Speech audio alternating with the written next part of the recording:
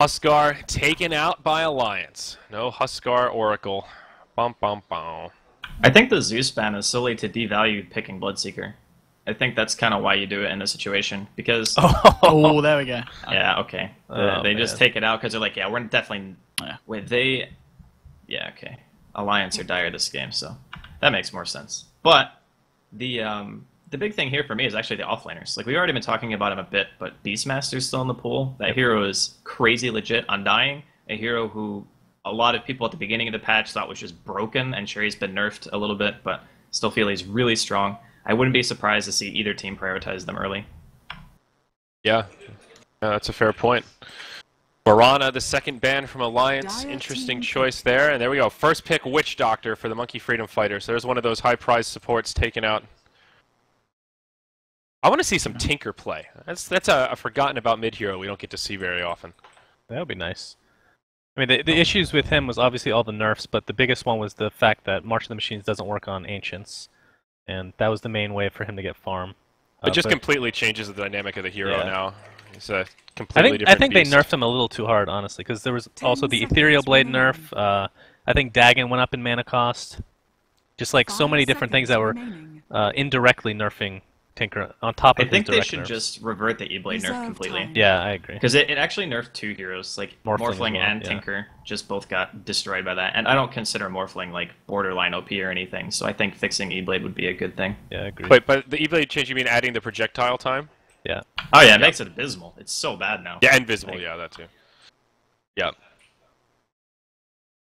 Alright, Alliance. Delving into the reserve time here. How do they want to open this draft? You know, we talked, Owen just mentioned Chen, but Enigma is still an option as well, Enchantress. There are some classic jungle heroes that I don't know if they want to... I mean, picking a jungle hero like Chen or Enchantress is, you know, Witch Doctor's really good against them with the paralyzing cast, so... Yeah, that's true. It might not be... I think you got to pick the... I really think the Dazzle's going to come up. Yeah. I mean, it would be very Dazzle nice against the Undying, Witch that Doctor. could be a good opener. Yeah, if they wanted to run something like that aggressively, but... Yeah, how high do you prioritize supports with the pool right now? Because you still have, like, Skywrath, even Keeper of the Light. We talked about Lion a bit, Dazzle as well, like you just said. Lich would be decent in this pool. Do you take an offlaner over a support? Ooh. Like, considering how many are in the pool right now? I mean, there's still a lot of offlaners, honestly. I mean, we've talked about Centaur and the rest that you mentioned, but there's also Timbersaw, even Legion Commander, and as much as people want to see the Echo Stomping Elder Titan, I'm not sure if that's quite ready for play yet, but that's maybe a Game 4 strat. That's a Game 5 strat, mate. Game 5? Alright. If it goes to Game 5, I think you actually don't have a choice anymore of what you're going to pick. You just literally have to pick between seconds remaining. Well, you leave like 8 heroes in the pool, or whatever the case is, right? Yeah, one of the heroes that I'd love to see that I think we probably won't is Kunkka. He is just so unpopular. Yeah. Maybe if Monkey Freedom Fighters move on to the next few rounds, perhaps. I don't know. The old Sing Sing Kunkka, yeah. Yeah. The thing is, the crossed. he's not even bad. Like, the hero isn't bad. It's just hard to lane him. That's the biggest issue he has. Okay. The question here Spirit. is, do Alliance go straight through with it all and go for that Drow pick in They have to be with baiting a Drow ban here. That's what I think. Like, you don't take... I don't think you take the Venge before the Drow in any case, if you're going to run Drow Visage, right? Yeah. Yeah, I'd agree.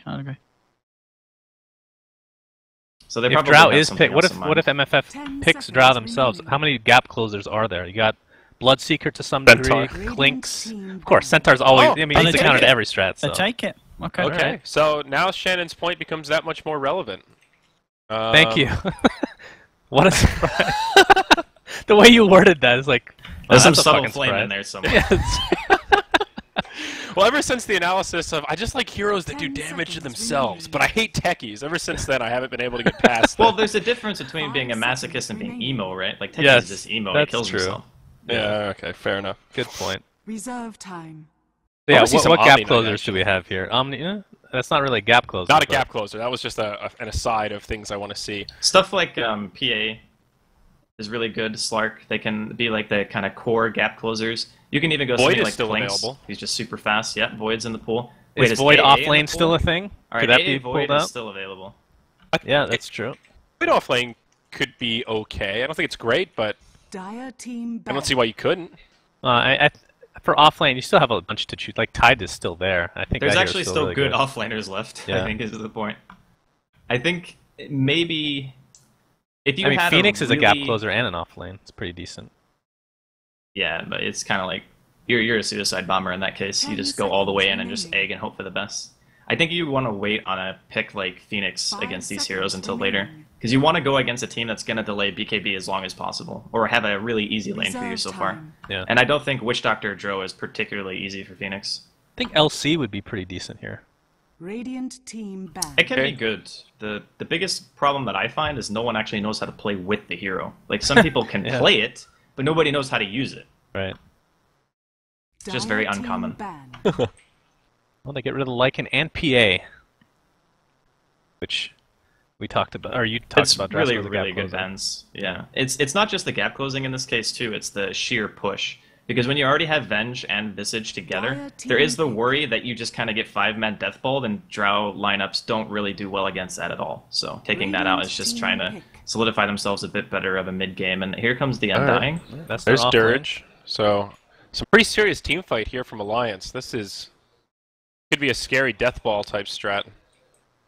I'm still DK wondering. was banned last game, right? Yeah. He was banned in the first game, yeah. They must have some strategy to deal with this Drow range, right? The more I'm looking at this, I think Drascal is spot on with baiting out the either a Drow ban or hopefully they're equipped to deal with her. Alliance is going to take Bloodseeker. Ooh. 10 seconds remaining. Somehow. Or they could go for the Pocket Ricky. That's a good 5 gap closer, seconds right? remaining. Hey, why not? That's actually not that bad against both Witch The Doctor and Drow. Pocket Ricky. Yeah. It is Reserve good, but I think the time. point of this draft is to Dire Deathball team and then kill towers, and Riki is notoriously bad at pushing. So That's true. Can't backstab I'm- those towers, unfortunately. yeah, next patch maybe. Yeah, that would be a good buff. Blink Strike as well on the towers, I think, would be viable. They just need to make smokescreen work on towers. Then that hero would be super legit. Oh, yeah, that would be. That's like taking us back to the You could engineer just like days, tower man. dive at like level 2, just smokescreen a tower and just YOLO. That would be so Wasn't good. that a thing in Han? Yeah, it was. That's why Oh, I said that's- it, 'cause okay. that game was completely imbalanced. It just makes me smile to think It- about. it's weird walking around in front of online and seeing people play Heroes of Newerth. I forgot people still played that game. Reserve time. Venomancer, throwing some bananas around. I like Veno. The heroes they currently have, and even after having banned Lycan, because Veno is absolutely terrible against Lycan, you can just Gale any of them and kite it out and run away. And I think that's what MFF are trying to go for right 10 now, because seconds remaining. without the Radiant addition of team something pick. like a Centaur, which I'm coming back to that hero, because right now it actually seems really good, but now they can't really lane it. Alliance, I think, would have been back. really keen on picking Hey, that up. what's if they wrong with a could. Centaur mid, bro? You can do that. Good Yeah, that's actually true. You could Centaur mid, as we haven't seen Well, what MFF are actually, going to be running I at. think Bloodseeker mid is more viable, and then Centaur as the farmer in the safe lane. They've done that before with Loda playing that, actually. Yeah, Guys- that's a good point. That's a good For point. MFF, are we looking at 10 a Veno seconds offlane here then? remaining. Seems likely. Or mid. That's 5 true. seconds Yeah. remaining. Offlane or mid, it's hard to say. The Venom mid's actually so strong against this team, because you can max Reserve out time. wards really early, and then trying to tower dive 5 against max level seconds remaining. big wards is not great. It's super annoying. Radiant And They Alliance. skipped their ban. They skipped it. There you Oh, go. they They did. skipped the final ban. Okay. I don't know if that was on purpose, though, because they didn't have much time to begin with. Yeah, they may have just ran out. I mean, it is Yep. getting kind of hard now, right? I mean, this Yeah. is the point where you're starting to think, okay, what hero do we actually want? Who would But I have actually- guessed that Bloodseeker and Dazzle would be the two fourth picks in Game 10 3? seconds remaining. Dude, I'm telling you, the patch is just good. That's what Yeah. happens when there's so many good heroes. 5 Oh, seconds it's- remaining. You're right. This is a. Well, I don't know. Would it have been more interesting to see this like 3 patches ago? When at this Reserve point time. you're really scraping the bottom of the barrel for Yeah. good heroes. Yeah, a couple Dude, of that patches would ago, just this would have be been interesting. miserable. One game and you'd be like tier 3 heroes, like a couple patches One ago. game. Yeah. No, Yeah. I'm not even kidding. There was like less than 20 good heroes a couple of patches ago. Dresco, what do you Nowadays, think like- about Pugna? Dire Are you a fan of Pugna or are you a hater? I can't remember. I like Pugna. It's just On a this matter patch, of, I mean. I think doing 5-man Deathball is good. Maybe Okay. better than it has been in a couple of patches, actually. But I also think fighting is good. So it's kind of a combination of the two. If Alliance wanted to go Pugna, they certainly can fit it into their lineup. It's not a question of that. And I also feel like it's pretty okay for the ward against like Dazzle, Veno, and the Witch Doctor. Not so great against Drow, though. I think a Centaur or Wraith King are my choices for Alliance. I'm actually aboard the Centaur hype train at this point. They've got Centaur, 3 kind of squishy ranged heroes. If you could get a fast blink, don't random. That could be hard to deal don't with. Random. Radiant team pick. And I can't tell if that was a random or not. I don't know. It is either. a pushing hero though, so I feel like it this works is with the actually Venge of the intentional. Stars, yeah. Right. Yeah, it makes sense. The other thing too, Bloodseeker Death Prophet ulti is sick. You actually that's just true. destroy towers. It is so good. So they do want to just Blood not Rage stop Death pressuring. Prophet ulti. That's Holy what I'm talking about. shit! I've never That's seen one. that actually Yeah. in a competitive game. That's really smart. That's because you don't see Death Prophet ever anymore. Yeah, exactly. That's cool. That's That's some pretty this sweet will be synergy. interesting. 10 seconds. All right, what does remaining. Monkey Freedom Fighters go here? Okay, there you go. Tide Hunter. Nice. So mid Veno, off lane Tide, and then Drow in the safe lane. I actually feel like that's a pretty mediocre solution to the problem that they're going to have right now. Like, that Tide absolutely needs Blink. This is not the kind of lineup where you can walk in and just use Ravage casually, you know? Like, you're going to walk into Tombstone, you're going to walk into Exorcism, potentially minus armor from Venge, you're going to explode. Like, this is a really hard lineup, actually, for Tide, I feel. I would definitely agree with that. And Tide, I mean, part of the reason he's fallen off is similar to the Brewmaster, you got to make every single ultimate count. If you miss a Ravage, ravaging for one heroes, if you can't get objectives off of it, the hero feels underwhelming, you can play around it, but if he falls behind, he becomes such a liability. Yeah, it's really tough. I think the Death Ball of Alliance is going to be very, very difficult to stop. Thankfully, MFF do have Drow, and they have 4 ranged heroes, so their laning phase, all things considered, should be pretty good. If they can get like 15-20 minutes into the game, get Tidehunter a Blink Dagger and stuff, I think they should be okay. Yeah. It's gonna be an exciting game. Yeah, this is a fun Death draft. Prophet, man, that takes me back. What are you thinking here, Owen? Which draft do you favor?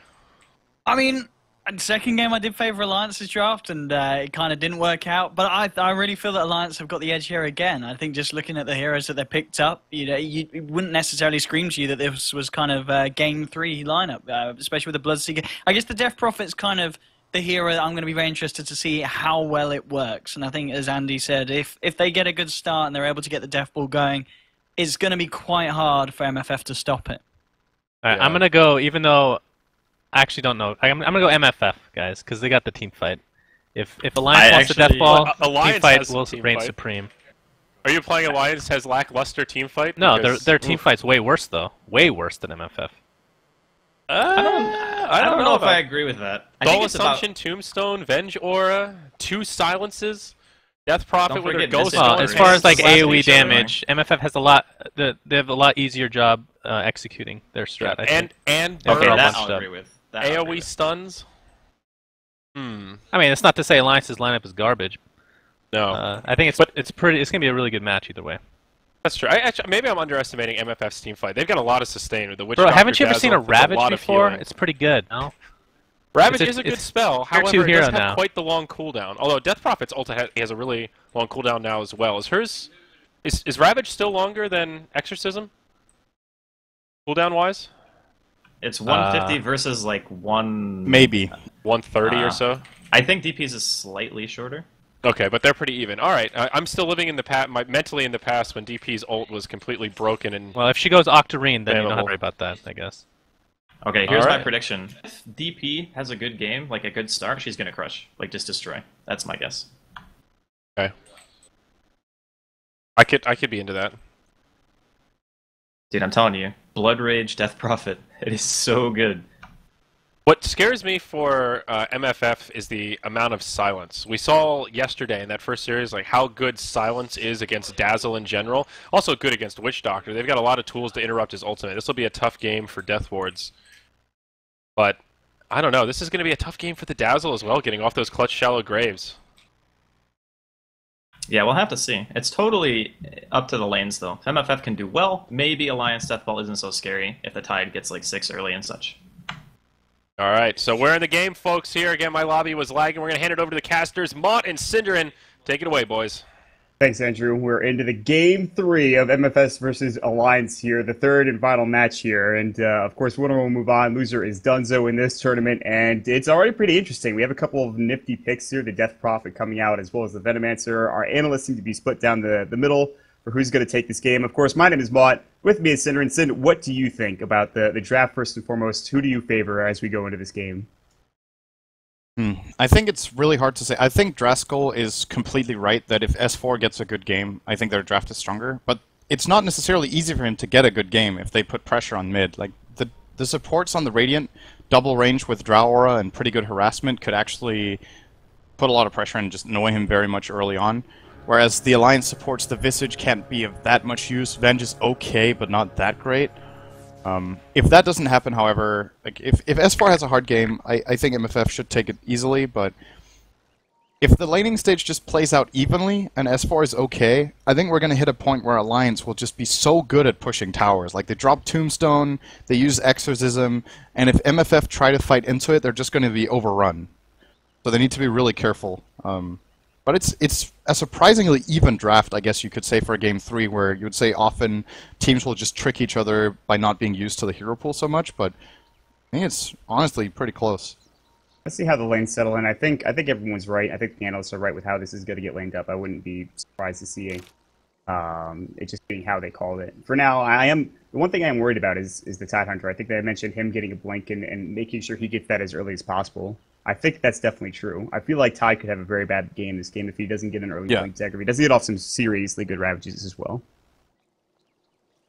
It's difficult to imagine MFF getting a really good engage if they don't get a good Ravage. Like, the only real engage they have apart from that is Cask. Gale is okay, but, you know, what are the odds you get a really good Gale on multiple heroes and you can run in? I'm definitely 100% in agreement with that. If Tide doesn't get a blink before minute 20, I actually think they lose from that alone. Like, he has to be able to find a reasonably timed blink dagger. Maybe the timing isn't even 20 minutes, maybe it's 15. And interestingly, it's Arise playing the Tidehunter in the offlane, so... Mid laner from a couple, rather, first game and second game. There's a fight breaking out bottom with DK. There's also a Casca to go through. Good Gale on Bulldog. Bulldog might be in trouble. Has his salve. They might get the first blood on Yapstor. They will turn it around. They will take down the Undying. And a trade great body block from S4 onto Beaver Knight. Looking to try to take him down. There's the Crypt Storm. Last right click will do the job. They want to trade for S4 as well. It's a bloodbath. 2 for 2. Might even be a 3 for 2. Ake takes a heal to the face. Mad gets the kill. Now they're chasing after Minus in Paris. All the Meemaw is taking no damage. It's just right clicking from the backside.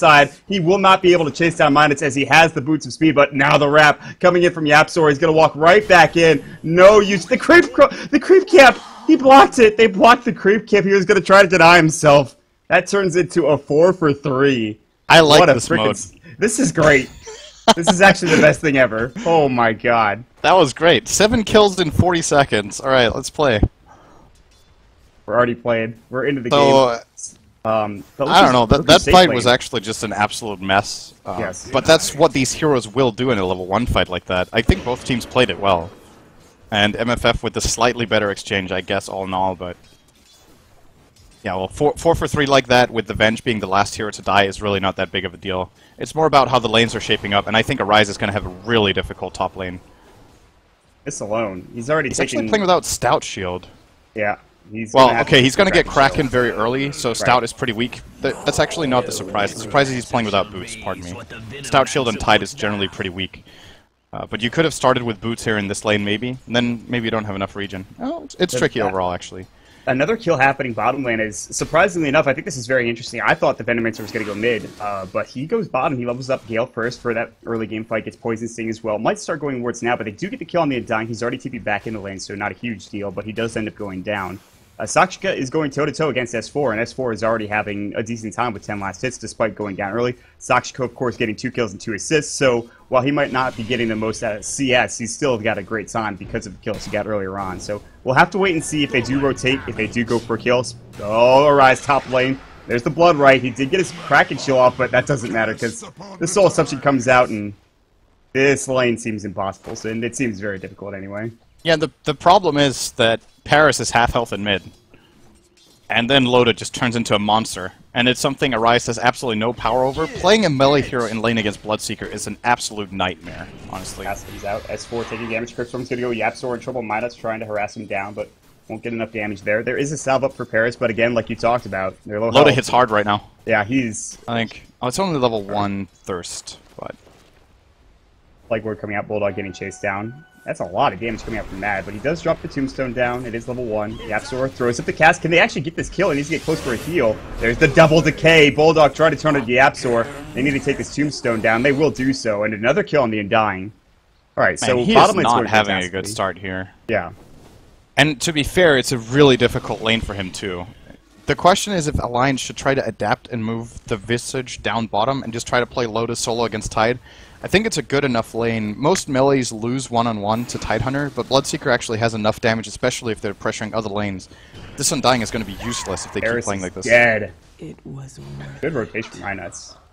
Take some tower shots. Yeah, this is what they need. Maybe they just sack bot, like Bulldog. They let Bulldog go 0-5 in the lane, but as long as the supports are there from Monkey Freedom Fighters, it opens up the other lanes to be won by Alliance. Yeah.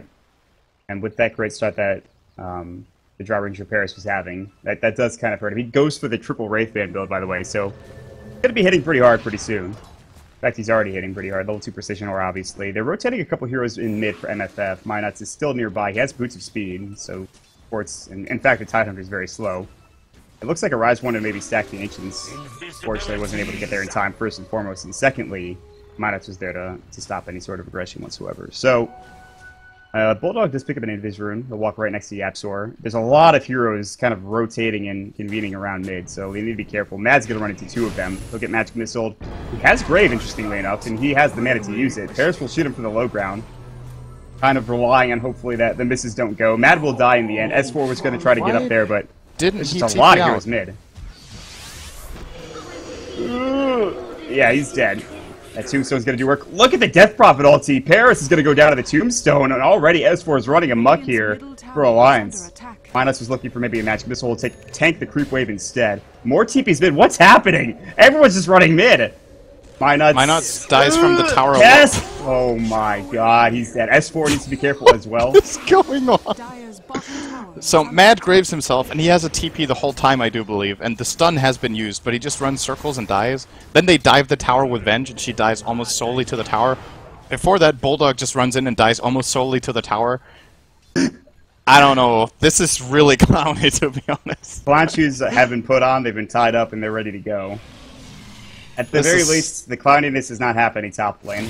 Loda's already got Rapture. Rise is like, guy, you've got to be kidding me. God damn it. He's going to get dove. Bloodright's going to go first and foremost. There's the TP coming in. There's the Soul Assumption as well. Ake's low. YapzOr does get the long-range cast off. Can he get the Maledict? He does barely, and that is going to be Ake's life more than likely. Loda's just going to sit back. Oh, he has a Tango running. He's actually going to live. Ooh. Really unless if YapzOr gets one more hit. That's enough. Is it going to be worth it, though? Probably not. Oh, the clarity gets cancelled too. Oh, okay. Oh, he's okay. S4's running out. Oh, there comes the stun. And he's still getting chased down. There's going to be rotation from Mad. Not using the Grave just yet. The cast is going to go. YapzOr is going to back away. He's going to live. Are you kidding? He's going to live. All the way around to the jungle. Loop-de-loop. He's fine. And all the meanwhile, look at Beaver Knight. Look at Sing Sing down bottom. Throwing up the Plague Wards. And this tower's getting chunked down a little. Slowly but surely. I think Bulldog doesn't mind losing that tower so much. He really just wants experience, and at the very least he's been able to get level 5 now after an absolute disaster of an early game. So, I mean, all things considered, he's probably okay. On the other side, though, Tide is only level 4, and he's been forced into the jungle. He may have died 2 less times, but he's maybe a more integral part of the team's lineup than the Undying is for the Dire. So it's a bigger problem, I would say, in the offlane situation right now for Monkey Freedom Fighters.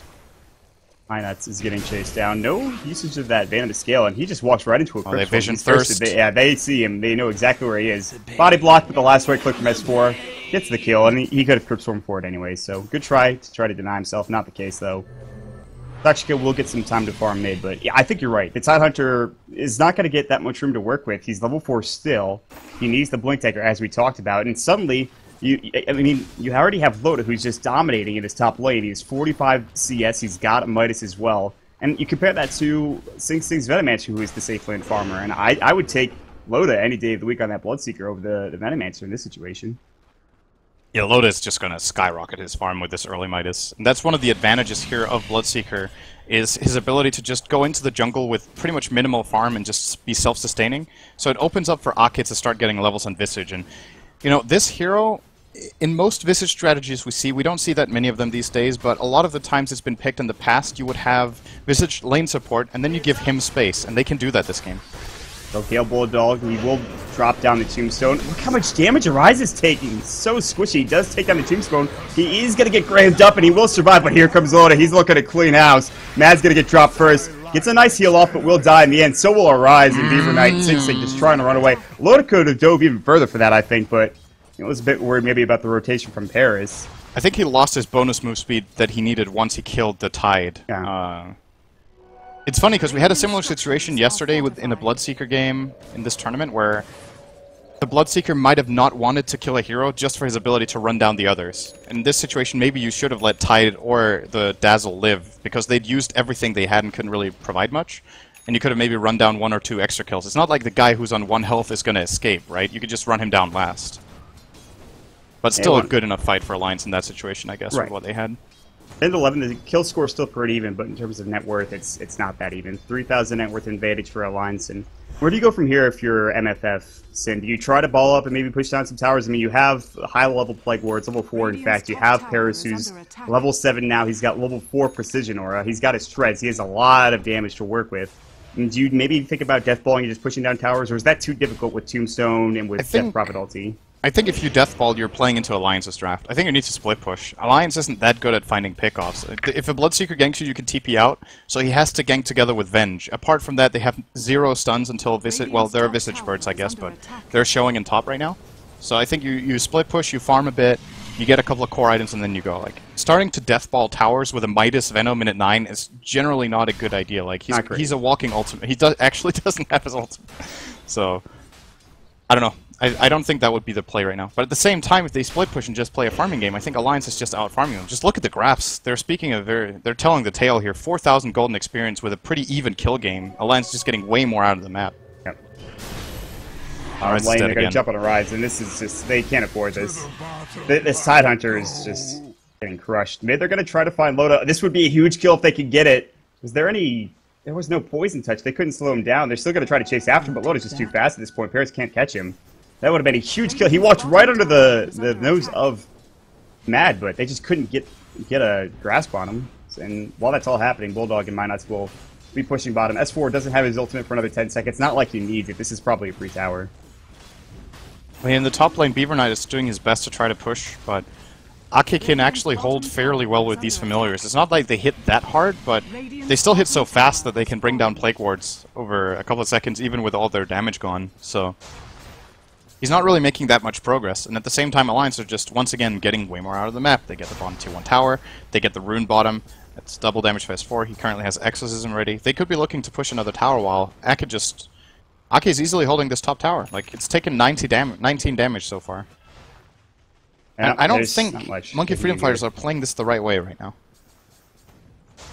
It almost feels like, and even if they do get, like, let's say, and this is very hypothetical, let's say Yapzor somehow does get an Aghanim Scepter, it's still not going to be that great because they have 2 silences on their team, as someone mentioned in the analyst test, is that you have the silence from the Death Prophet, you have the Blood Right, so even if we were to have a Glimmer Cape, that Death Ward generally is going to get silenced pretty quick. While this is happening, S4 is going to go ahead and pop a double damage rune, and they're going to head into Roche. They have a Medallion even as well. This is going to fall very quickly. But it just pops the Blood Rage on a Roshan, and he'll tank the damage, but look how fast this falls, and this is an easy Roche coming up for Alliance, and they're going to increase their lead even more so. Yeah, they don't even use Exorcism on that. So they will end up paying their tower here, but they're looking to... Now I think it's just Alliance going to Deathball, right? They have to... Monkey Freedom Fighters have to put so much pressure top that Alliance need to TP back, because they're going to go down for this tier 1 and the tier 2 mid right now, I think.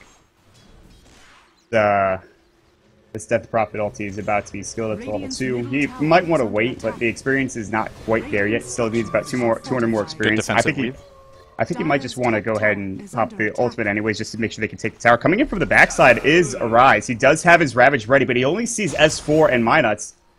I want more. Bulldog, now they spout out the rest of them. Ake, try to get the Ravage off, but there's a Sentry Blood right on the ground. Needs to Ravage now. He doesn't get it off. The silence comes through. He couldn't walk out in time. They destroy that Tombstone, but it doesn't matter. Exorcism is up. They've already lost the rights. He does have buyback. Give it TP. Yes. Will he buyback? Yes. He's going to TP in as well. They need to get this Ravage. Loda in trouble, but he does have that Aegis. They'll lose it. Arise bought back, but he can't find a Ravage. They backed up as soon as they see Arise buy back into the game.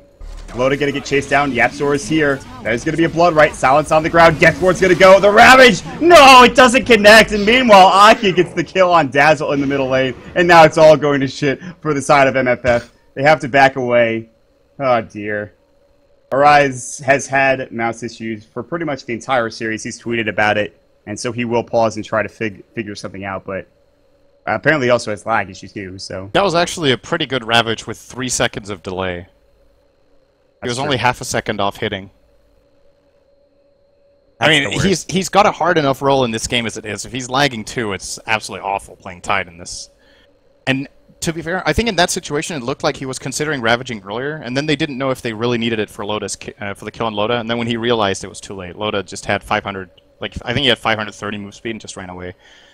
So they wasted Ravage, they wasted Death Ward. This fight is now lost. Like, there is no way in hell they can turn this around. They just need to salvage whatever they can, and I don't think they're going to be able to save their Drow. Maybe they are, actually. Yeah, they are able to save their Drow. If Loda doesn't run down there, then he's okay. It's not that bad for MFF. Yeah, they should actually be. He might actually live. Yeah, they're going to just turn on YapzOr. That's the play. They're going to lose YapzOr. That's it. Arise walks into some trouble and then backs away. That's an ultra kill, by the way, for an Aki on a Visage. So he's got 2.7k gold right now, and that's the beginning of an Agate Scepter more than likely. Or he can finish off a Solar Crest if he wants to as well. Either or is fine. Yeah, with how fast he can get an Ags, I think that's the choice here. Of course, a Crest would be great, but I honestly don't know if S4 needs it. I think the birds would just be super strong in this game. They could just fly in behind and kill or force out Grave in a matter of 2 seconds. They can stop Death Ward. They can even force away the Drow, actually. So I think that would definitely be the item. Nope, he's going to go for the Talisman. So it is going to be the fast Crest. I'm assuming then they're just going to put that on S4 and try to push towers. Yeah, and then, I mean, what do you do at that point? It's going to be pretty difficult to bring him down. There still is... Paris was farming so well, but it's just... Loda is farmed so much faster because of, number one, the Midas, and number two, he's gotten a couple of kills and assists. And I don't want to... This game is only 14 minutes into the game, but it already feels so damn hard for MFF. It almost feels impossible. S4 is going to wrap around from the backside. He has his level 2 exorcism, but it's on cooldown for 36 seconds. So they're just going to maybe look for a silence. He does have a Yule Scepter to set something up, but they kind of want to pressure this top tier 1 tower, methodically, systematically take down each tower little by little and go from there. But mid lane, they will find Sixing, who pushed up way too quickly. Threw down a couple of Plague Wards, but died for it. There's an Ake and Minus combo getting it done. Top lane, Voda's going to chase right after Paris. Deathward's going to go. Great cask! Not doing much damage. Bulldog is taking the brunt of it. He will survive a tower hit. Bottles up from S4. He stays alive. YapzOr trying to TP out. No way. He's making it out of there alive. So, Voda now has free reign to take this tower. S4's Exorcism is up if they want to go for the tier 2, and that is most likely going to be the case. This is very quickly getting out of control for Monkey Freedom Fighters, because they don't have the tools they need to be able to stop this kind of push. This is going to be 2 towers. They're trying to trade bottom with a Dazzle split pushing. I don't think that's going to work. It didn't matter. There's the Blood Rage, Death Prophet. Let's look at that tower melt. That's pretty good. Yeah, the glyph comes out, but this tower will fall within moments here. And it almost makes the level 2 Exorcism deal the same damage as a level 3 one. Arise is going to walk in. He's like, I want to ravage the Frost Arrow slow. Is he going to get it? Yes, just barely on Loda. Can they finally bring him down? They do. A huge kill going for the Tide Hunter. That gives him so much gold. 728. He's up to 1,600 now, and still no Blink Dagger, but this game could be salvageable. It's going to be tough, though. It's very possible to get a blink before the next team fight now, and that could give them a bit of a chance. I still think Alliance are very far ahead right now. They're actually almost 10k ahead on gold and XP, but a big Ravage and a good Poison Nova could turn this around. Let's keep in mind that Beaverneye is actually going to have an Ags pretty soon with his level 2 ultimate, and Alliance don't have the best sustain, really. At some point, though, I imagine Loda will be getting a BKB. Oh, they got a mech now. That's going to help. Also, that works too. Both of Level 2 Soul Rip is okay for keeping 1 target alive, but again, if the AoE combo is good enough, then MFF should just be able to take them over time. Like, their AoE abilities are actually really good. Like, they have Ravage, Poison Nova, and Weave. So the longer a fight goes, when the enemy team has minus armor from Weave and take damage from Poison Nova, it starts getting really difficult to fight all of a sudden. Imagine Undying Will maybe stop being as useful later on down the road. He's not one of the best scaling heroes into the late game, but it's only 60 minutes in, and so it's a little bit early for us to say that. But 3.5 minutes till Roche will respawn. Bulldog's going to drop the Tombstone. He'll be just taken down with a Death Ward and a couple right clicks. Good mech, but he's still done so, and they'll be able to clean up the Tombstone as well on top of it. So, nicely done. Nice kill. Some extra Here, gold have going another away from 150 Dazzle. gold. Yeah, exactly. Basically not what the the best Tombstone did there. Just gave them an extra 150. Alright. Then continues to farm mid and wants to try to take that. That tier 1 tower is very low. Not in deny range yet, but get some extra help and maybe they can take it down. Unfortunately, Alliance are centered around mid currently. No reason to try to take it yet. And Loda will get some farm top. When is Roshan? Like, once again, 2 I don't minutes, think I timed now. it, and that clock is just useless. Like, I don't know. I think they got it at 11 minutes, I'm pretty sure. So I think it's 2 minutes from now. The clock just came up for the timer and said like 3 minutes a minute ago. So that's S4 is right on Paris to see. The Yules is about to come out, I'm almost positive. There it is. And this is a dead Drought Ranger. Silence comes out as well, and 3 gold for Loda. There's the blink though. That's it. Arise has it. And his Ravage will be up in 3 seconds. It's still level 1, so the damage is not that great, but it does provide the control they need. There will be an Aghanim Scepter within about 1,200 gold for Beaver Knight.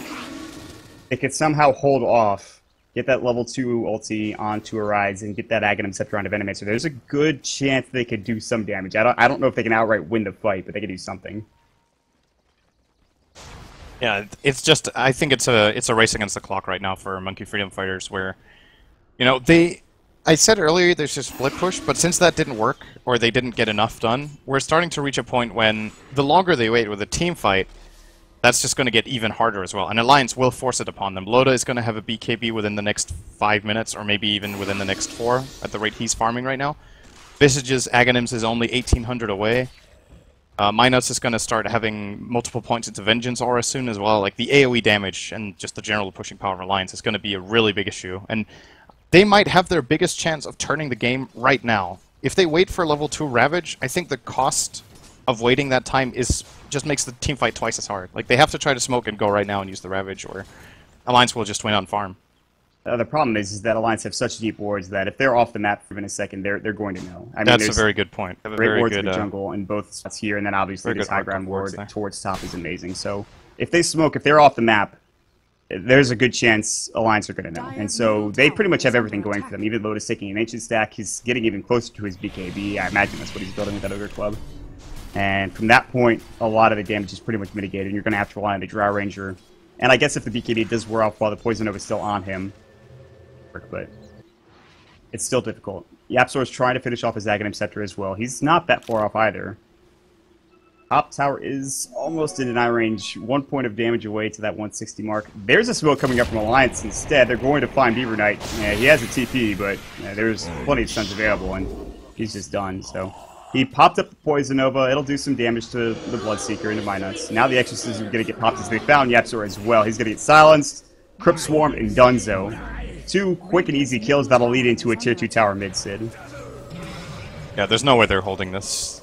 You just gotta wait, and this is the danger, right? If they don't try to make the aggressive play, Alliance will be the ones making it. And if Alliance get the engage, it's very difficult for them to find the kind of fight they want there. Maybe Monkey Freedom Fighters could have tried to bait them into going in and then getting a good Blink Ravage, but they just weren't in a position to do it right then. Alliance has way too much information with their aggressive wards, and maybe what you need to do now as Monkey Freedom Fighters is you need to go all in. Someone has to buy a gem, you need to try to control your side of the map, and then you can be the ones maybe making the aggressive play. Else, Alliance just takes teamfight after teamfight, more objectives, Roshan is back again. They could go for that right now, probably. You're just running out of time. It's that simple.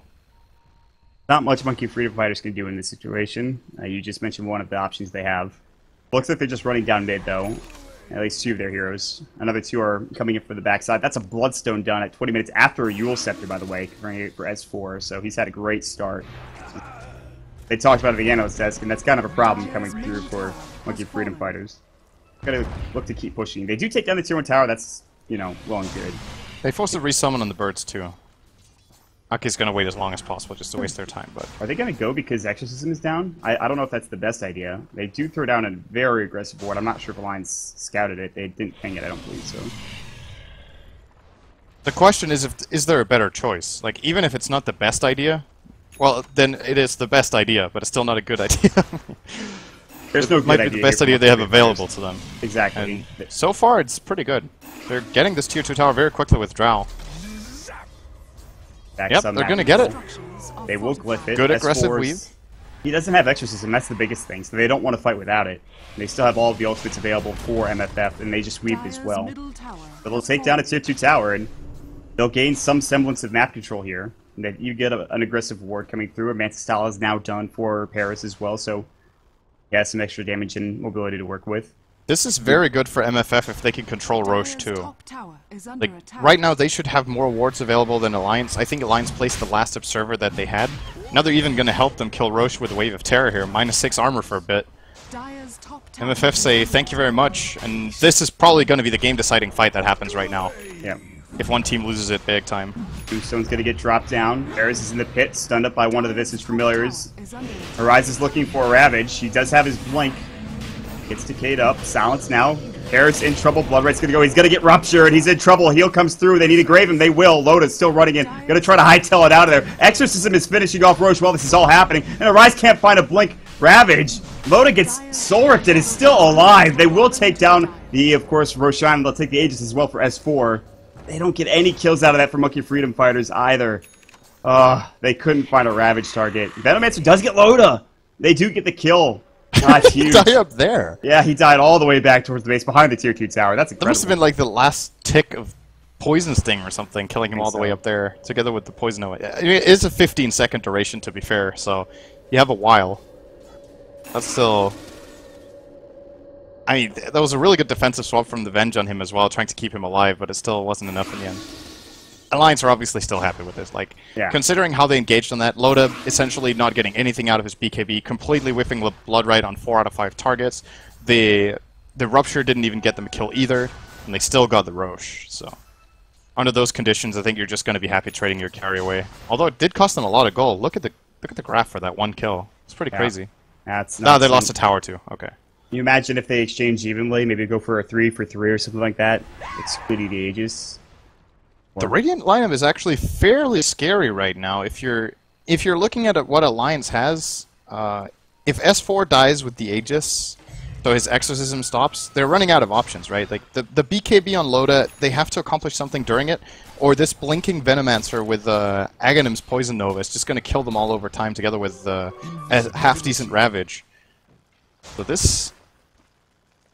It's not looking that bad for Monkey Freedom Fighters, to be honest, as I thought it was. When you look at their itemization and what they're starting to get, Mad with the Vlads is also really good here against all the physical damage having the AoE armor.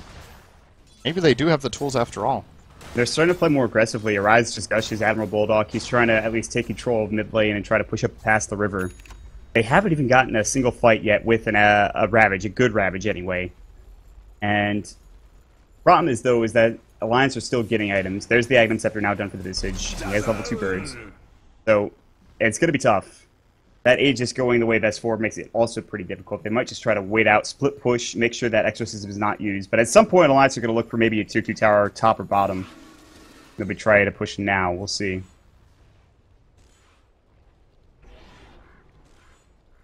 Not really happening either. It's just, it seems farming, them getting ready to push in. Minus is going to take a little bit of damage from the Manta Illusions. The Visage Bird's chasing after Mad, but he'll be able to try to right-click them down. And they're going to split push mid while this is all happening. They go top, and then MFF pushes mid. They go bottom, they'll push mid probably also, or they'll push top in that situation. Loda's going to get caught with a Gush. There's going to be the usage of that Poison Nova. Right he probably will have to BKB. He's going to use the Blood Right, and Beaver Knight's just going to TP away. Gets silenced at the end, but he doesn't really care about that. Loda's going to take a lot of damage from this. He's got the Poison Sting on him also. He actually might be fine. They soul rip him, and if he can Blood Rage, he's fine. He actually took so much damage from Blood Raging, but he was okay. I think the most important thing there is just lack of vision for both teams. Like, they're not sure how much they can commit. I thought Loda was going to pop BKB just out of fear of any rotation and out of the Ravage, but of course if he sees the tide, he can react fast enough with his BKB probably and be safe there. But ends up being Sing Sing using ult and porting out, so Loda's going to be really happy with this and just farm away. So we're kind of at a stalemate here. Neither team really ready to push yet, obviously because there's that Aegis still on S4. But it looks like S4 is getting into position to take down this tier 2 tower, which is very low, and maybe even saving the Exorcism for tier 3. Loda continues to farm up. He's got his BKB. He's already got 2,000 gold in the bank. His Midas is helping him farm pretty fantastically, not to mention the fact that he's gotten a lot of kills this game. So they'll split push. Paris will say, okay, you guys can take our top tier 2, but we're going to take your bottom tier 2. There is a glyph available, however, for Alliance, should they choose to defend here. S4 actually took his back. Now they're going to get Yapzor. Paris just gets out of there, though. Yapzor! Oh, he made it away! They had no way of stopping him, though. The Euls was on cooldown. Yeah, they had nothing. They didn't have the damage for it, either. Loda came in a bit too late. Blink forward. They want Gush. They're going to find an Anake, but here comes the Visage Bird Stuns. Oh, that stone form. So annoying. Anake's just going to get out scot-free. But maybe they can pick off a couple of these birds. Does he have resummon? He doesn't. I'm not going to find any of them. Okay, he gets one. Doesn't get the second, though.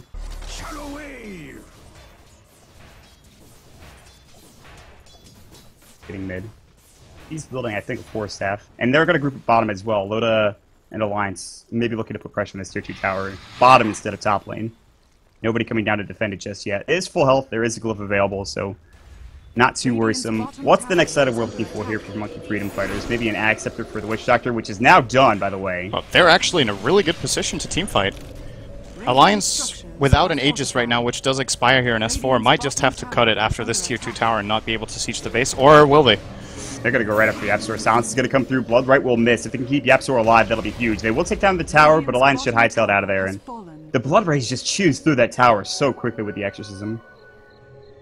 Dire's top tower is under attack. It's tough. But now that Exorcism is down, they can fight, I think. They should fight. What do you think? Yeah, it might be enough, actually. Just start rotating now. They know Roshan isn't up, so like there's no risk of Alliance just dodging the fight and getting a good objective. I would say at this point in time, it does make a lot of sense for Monkey Freedom Fighters to try to go for some sort of a... Maybe push the top tier 2, which is already low. That should be good enough. They might even be able to get both towers if they're very quick right now, but they do seem a little bit hesitant to make the play. And maybe they're just thinking, okay, you know what? We've stalled out the game pretty well. We can probably play for late game since we have Drow. At the same time, I don't know, like... Calling this late game is actually really difficult. They have really strong supports between Dazzle and Witch Doctor in the late game, but... I feel like Venomancer at some point is just going to lose his effectiveness when it comes to super late, and they have multiple BKBs on Alliance's side, and they could just, you know, tank up, basically, against the Radiant side. Yeah.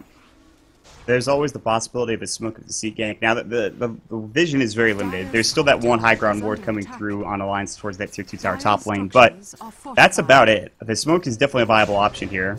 Whereas it wasn't before because of the deep ward coverage for Monkey Freedom Fighters on their side. Shiva's Guard is also now done for S4 as well, so still farming. They're going to jump right in. BKB perfectly timed from Loda. The Ravage does not get off in time. He's even going to Rupture Arise, and they're going to try to turn on this, I think. Bloodright's going to go. Arise is very low in health, and it looks like he will fall. They don't get off the grave, and he just dies. Ravage wasted. It might be time for Alliance to head straight down mid.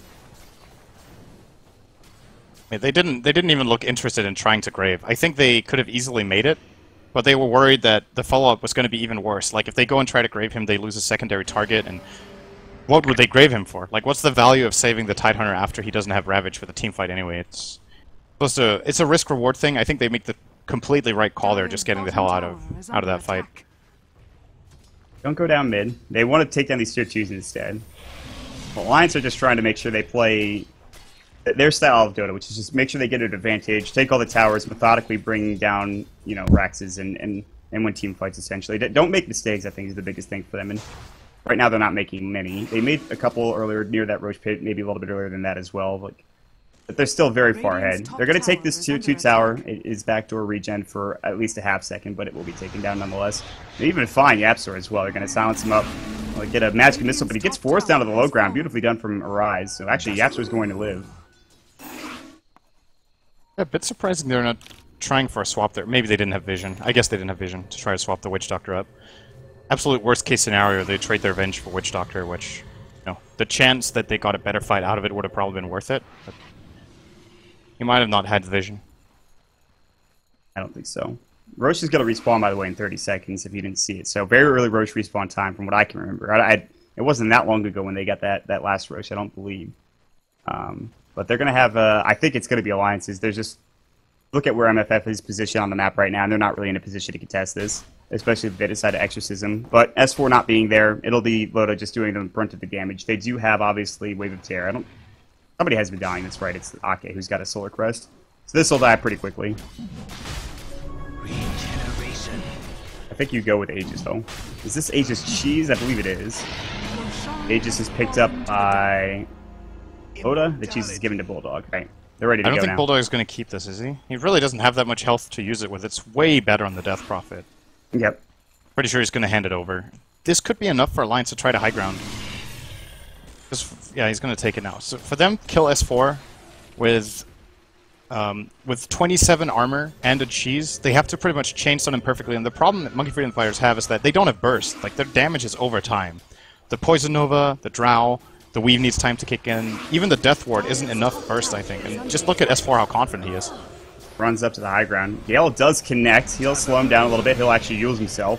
Tombstone's on the deck as well. Rupture's going to go. Blood Right, Arise is going to try to get out of that silence. They take the tier 3 town. Alliance continue to push into the base. So the Rax is exposed, and the Visage Birds, and of course the Exorcism doing the brunt of the damage. Tombstone's just making it annoying for anybody to initiate. Get the cask off on S4. There's the silence as well. Blank Force Ravage coming in. Hits onto everybody with the exception of Loda, who did BKB it off. But great Death Ward. S4 has to use the cheese. Loda's low as well. There's going to be the Blood Right. Arise will take the brunt of the damage, but does have the Grave on him as well. Loda chasing him down. That's the Aegis. Paris now going to work. Trying to get healed up. Do they have Grave in 5 seconds? Paris in trouble. Gusts him away, but it's not going to help him out. Loda has respawn. They need a buyback from Paris. Maybe not. They're going to try to just take down Loda on their own. They do so much damage suddenly. The right clicks, the Plague Wards, the heal from Matt as well. They somehow defend their base. Aegis and Cheese both used, and they barely did any damage to that melee barracks. That's huge coming up from Monkey Freedom Fighters. They just got the perfect AoE combo they needed right there. Or actually not the AoE combo, but the Death Ward was allowed to channel for, I think, a good 4 seconds right there. So that's exactly the kind of team fight that Monkey Freedom Fighters want. If Alliance don't get in on the Witch Doctor, which is, you know, it's kind of hard if they don't get in a good position to swap. Their other counters aren't that good. Like, Blood Right takes a long time to kick in. The Death Prophet Silence might be hard to reach. Already used Yules on herself. Undying has no counter. Bloodseeker has, well, the one I mentioned. And the birds just weren't in a position to get in. They need to fly in really far, and then they just get taken out so quickly by Plague Wards and Drow. So, very nice hold. I think the swap is going to be pretty useful when he gets to that level 3 range. Yeah. It would be nice actually being able to swap out the Witch Doctor. But then again, he is going Glimmer Cape. So it's really going to come down to the silences, I believe, unless they still have that gem, I think. Yeah, S4 had the gem, so they still have it available. Man, there's going to be so many Plague Wards now. Sing Sing has got himself the Octarine Core, so the cooldown on Plague Wards down from 5 to 3.75. And obviously the Poison Nova cooldown also lower. I don't think that's the most important thing, since the chance he gets off 2 Poison Novas on a 45-second cooldown is probably very low anyway. Yeah. It's just his ability to spam the wards and self-sustain, I guess. If he gets a good Poison Nova, it's going to heal him a hell of a lot and just keep him going. Yep, he'll be pretty tanky. It's similar to what we see with Lushrax. Not quite as much, but still pretty good. The Venomancer, though, starting to get pretty beefy and deal some decent damage. He has his level 3 Poison Nova, rather. And it's kind of funny how the overall game has changed. At the beginning of the game, we had, like, what, 10, 11 kills for each side the first 10 minutes of the game. And since then, it's been here and there, but nothing too crazy. It's more been about farming up, pushing out waves, getting a couple of towers every so often, and making a big team fight occasionally. When your Ravage is up, when your Exorcism is up, which all big abilities are backed up with the exception of the Summon Familiars, so maybe wait to see another Roche for Alliance. For MFF, again, they're still pretty strong at this point in time. It's whether or not they want to engage onto Alliance. Maybe they smoke up. We have yet to see a smoke this game, I believe. Maybe one from Alliance, but that's it. And Matt has got to be careful right now. I think he's actually already effectively dead here. S4 can just run in on him and start hitting, and the moment he tries to TP, he's going to Yules. He'll definitely save the Yules here and just go to work with Shivas and Silence. Oh, he's dead. Easy kill. That's it. It's a bit too long. He did finish up his Sanj. His Halberd's actually pretty close to completion as well. I'm imagining that's what he's going to be going for, is a Halberd. Maybe stop the Bloodseeker from doing too much damage after that BKB. We'll see. Not the biggest skill in the world, but it's something. He might start their push towards that top lane. Ooh, Blank Dagger coming out from the Vengeful Spirit. Now Alliance will smoke as well. They're going to head towards the enemy jungle. The Apps are already realizing that this might not be the best idea. TP's back home. Finishes up his Glimmer Cape in the process. Rise is going to be first contact, maybe. They're just going to put up a ward. They're actually not heading to the jungle yet. Yeah, they're very far away from the Death Prophet right now. So I think this smoke is very risky for them. Like, sure, they're 5-on-4, but the hero they've killed is the Dazzle. And if they don't have arguably, is it? No, it actually is their most farmed hero right now, the Death Prophet with them. They're very, very far down in this fight in terms of strength, but they've at least intimidated them. So TP out, and the smoke broke. Roche respawn 3.5 minutes from now, so just keep your eye on that. Another big one. Aegis and Cheese yet again. I think at this point, Monkey Freedom Fighters should feel at least compelled to fight. Ooh, another Octarine Core. Oh, that's frightening. Dear God, that's frightening. Cooldown Yeah, this changes is to very 108 good seconds. on Death Prophet. The cooldown, it's just, he has a lot of valuable effects from this. I mean, the obvious one is the lifesteal and of course the low cooldown on Exorcism, but he also has lower cooldown on Yules, lower cooldown on Shiva's Guard, lower cooldown on Phase Boots, lower cooldown on Silence, and on the Crypt Swarm. 3-second Crypt Swarm cooldown is really nothing to scoff at. Like this, his farming rate and his ability to just deal damage during team fights is just like gone through the roof right now. Not only do they have to focus down low, they have to focus down S4 as well, but doing so with an Exorcism up is not the easiest thing. Looks like Matt is yet again going to get caught out. Magic Missile will go. He could try to grave himself, get Silence instead. A long duration Silence. He does stick up. Take them it's very tanky. Ooh, big Poison Nova comes through. Is there any follow-up? Minus will more than likely go down. All four are here. Good heals. Yeah, and they actually might keep him alive. Yeah, he's actually fine. Loda. He's taking... Oh my god. Yeah, he just doesn't care.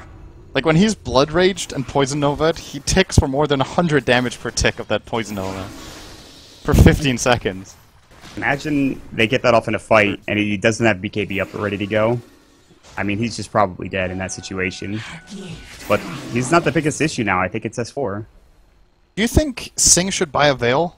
Considering that there's only one BKB on Alliance side, I think he's just going to deal so much damage. And it's not just him. Like, the Ravage is going to be better. Yep. The Cask, well, it's not that good, I guess, for his team. But just for himself, it's a really big damage boost. What are the other options that he's got that he can build? I mean, like get a Refresher. I guess that works but too. I think the Poison Novas don't stack. It just refreshes the duration on the target. I'm pretty confident that's how it works. But if it does stack, it's absurd. Then I think he should definitely go for that. It's been so long since I've seen Venos play that I honestly can't remember how it works. You and me both, man. It's very unusual build anyway. Heroes so only getting picked in elimination mode. That's for damn sure. There's not really much else. I don't. He can't. BKB really doesn't do much for him in this whatsoever. So I don't think he builds that. I think you're right. I think Veil's the option here. I don't see what else you go for. Surprisingly enough, they don't have a mech at all on their team, which is something Venos do usually build, but it's a little bit late for that, I think. Still go Guardian Greaves, I suppose, but I don't know if that's the option. Anyway, what do we got going on here, Sin? The Alliance is just going to push down mid.